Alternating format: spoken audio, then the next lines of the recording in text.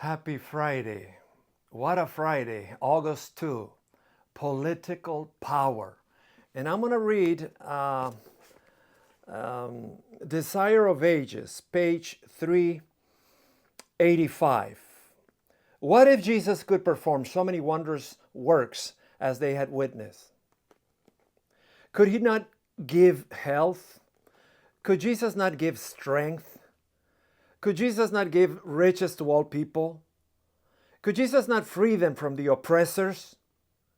Could Jesus not exalt them to political power and political honor?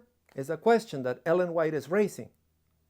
The fact that he claimed to be the sent of God and yet refused to be Israel's king was a mystery which they could not fathom. His refusal was misinterpreted, and many concluded that he dared not assert his claims because he himself doubted as to the divine character of his own mission. Thus they opened their hearts to unbelief. They opened their hearts to the seed which Satan had sown and the fruit of its kind. That is in the spirit of prophecy. And by the way, Ellen White says, stay out of the political right, stay out of the political left. Remove yourself from the Republican Party, remove yourself from the Democratic Party. You are not a Republican, you're not a Democrat. You are a Seventh-day Adventist Christian. This is Ellen White. Let's go to the scripture for today. This is found in Daniel chapter 2, verse 21. And God changeth the times and the seasons. He removeth kings and setteth up kings. He giveth wisdom unto the wise. He gives knowledge to them that know understanding. The purpose of this scripture is to let you know that God is in control of all the events. Look what is happening in these last two months. Look what is happening in this last week. Event after event, catastrophe after catastrophe, two major wars in the world. You know what's going on. People say, Pastor Benjamin, what is going on? I'll tell you what's going on. Jesus is coming. Yes, Jesus is coming. It's not a joke. God determines who occupies earthly thrones. Romans 13:1. Nebuchadnezzar was king of Babylon only because God had willed it.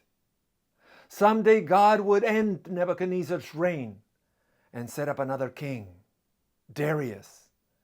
Psalm chapter 75, 6 and 7.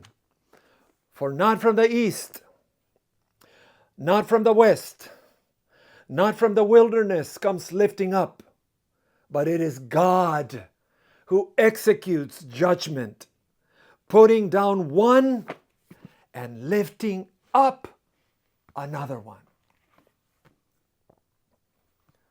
Hello, a few days ago, less than a week ago, President Biden announced that he was renouncing his candidacy for re-election.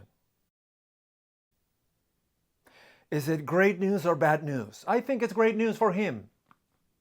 I think it's great news for his family. I think it's great news for his party. I think it's great news for the country. Biden will be 82 years old in November.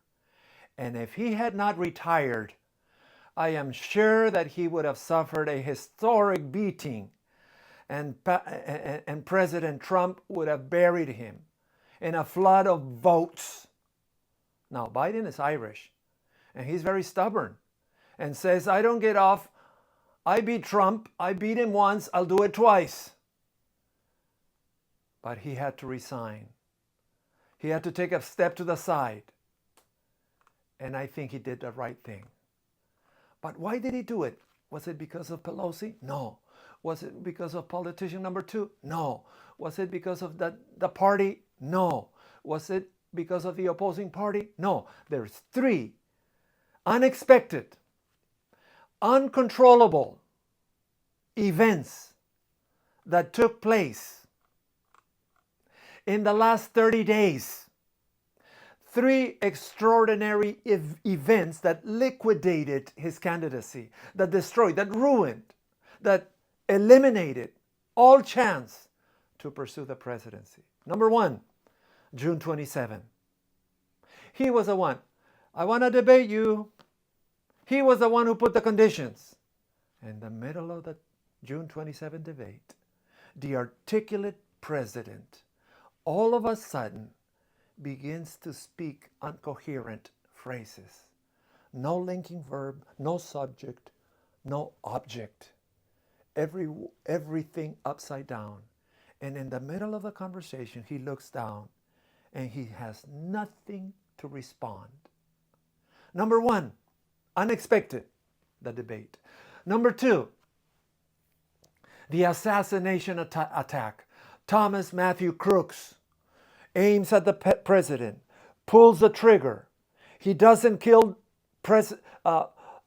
candidate number 1, but he kills the political career of candidate number 2.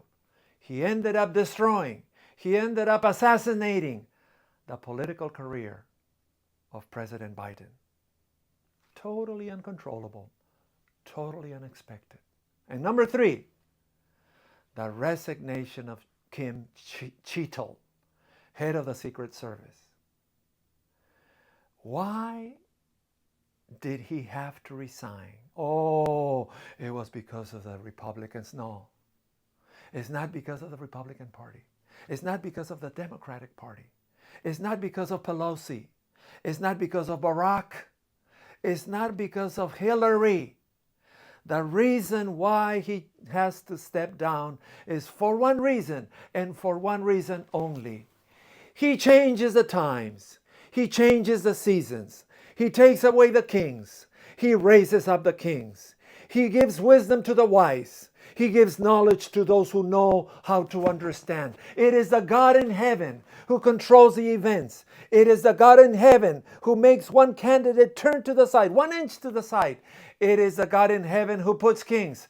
I'm not saying that this candidate will be the next president of the United States. I'm not saying that this other candidate will be the president of the United States. I am not talking politics. I'm talking religion. I'm talking Daniel. I'm talking prophecy.